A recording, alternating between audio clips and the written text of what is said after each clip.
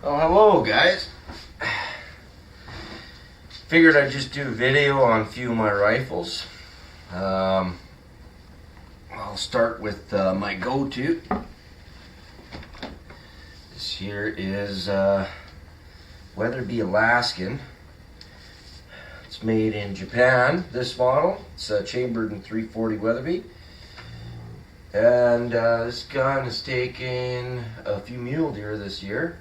We were drawn for mule deer. We got some antlerless tags and an either sex tag. I shot a 166 mule deer. Not a huge buck, but respectable. And I bought this rifle used from the guns from Prairie Gun Traders, and I don't know what sort of history it had beforehand, but it was in pretty good shape, and I got it for a pretty good deal. Paid $1,500 for it. And I got the dies with it, so I was pretty happy with that purchase. This model is no longer available, so I guess it's got a little bit of collector's value. And for that, I shoot some hand loads, some 185. Oh, I don't have them here. Some 185 Barnes TTSXs. And I'm using IMR 7828 super shortcut with that, and this is probably one of my most accurate rifles. With that combination, it shoots awesome. And it's the reason why I went with the 185 was to cut down with the recoil, and seemed to help. So this gun here is Weatherby Fleur du Lis, chambered in 25-06. This is Emma's rifle. I'm just going to go today actually and sight it in. And it's a very nice gun. I'm going to have to put a few patches through it just to make sure the barrel's nice and clean and smooth before we break it in. And what we're shooting today out of that is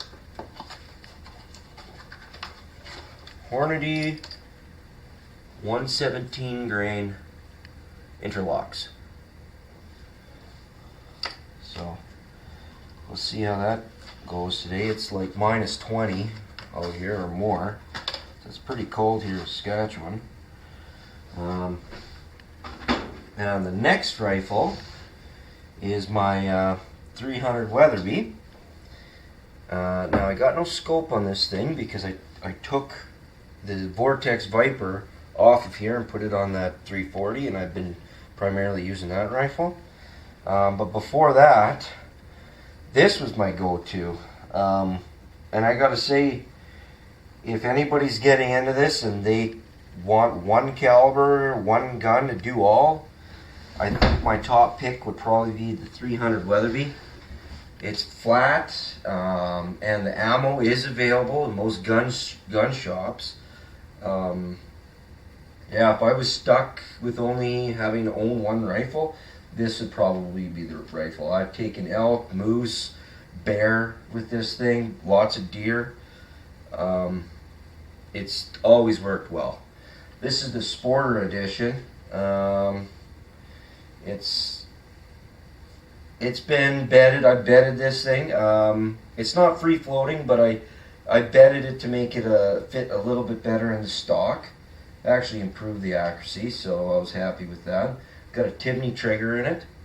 It's probably set at just over 2 pounds, in between 2 and 3 pounds, and it is super crisp. It's a really nice trigger. Pretty happy with it. The stock is fairly nice for a sporter.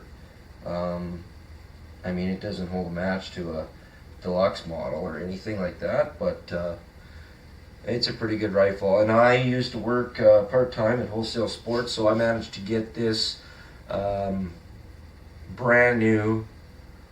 I believe I paid like $1,200 or something, 12 or 1,400 or something like that. It was a pretty respectable price. I got discounted, like an employee discount, so I was happy with that purchase.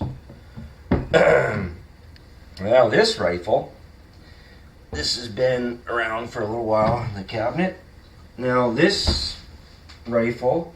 I guess I should have maybe told you guys what ammo I used for that 300.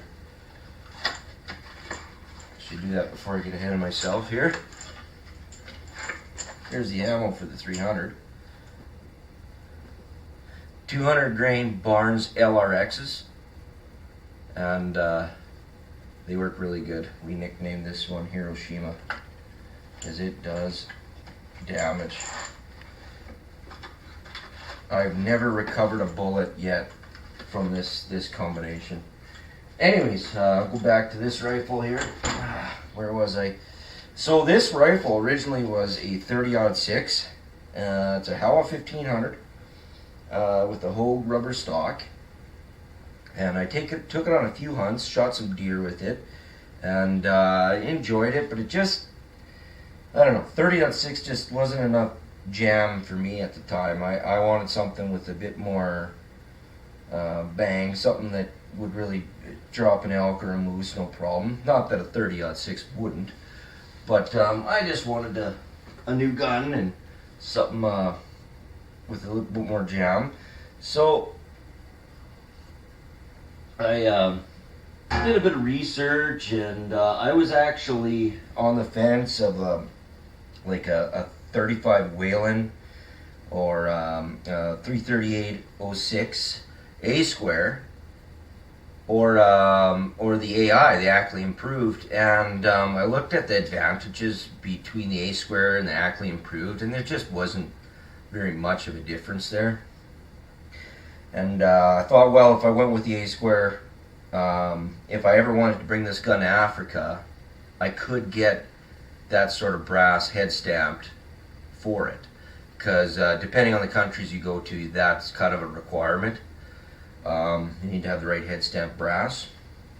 But anyways, so that's what I ended up going with. I got a barrel online, a 338 barrel, and I believe it's a RKS Ron Smith barrel or something.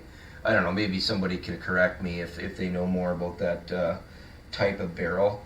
But this gun shoots amazing. I got a Nikon ProStaff 5 scope on it, mounted really low. You might have seen in my other previous videos, I shimmed up the mounts on here, so I can get this thing as low as possible without it touching the barrel. I got tally rings there. Yeah, so I got it chambered by AC Douglas in Saskatoon. He did the gunsmithing, and he floated the barrel a little bit more for me. And this gun shoots awesome. It's got an 11-degree target crown, and yeah, it's just it's a really good gun. Unfortunately, I don't use it that often. I'm usually using this one, but this is like a great gun for the boat if you're canoeing or something like that. If you're going on a moose hunt, wintertime, wet conditions, it's all stainless.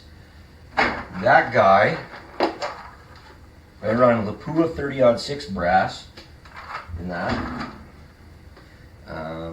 I necked those out, fire formed them, and these I'm shooting 225 grain TSXs. And I can't recall what it does for feet per second. It's not going to be super fast, but inside of 300 yards, this thing hits like a freight train.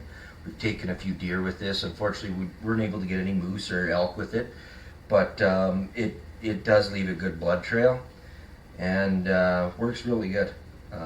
Pretty happy with that. H414 powder is what I use. I don't know how much powder I use in it.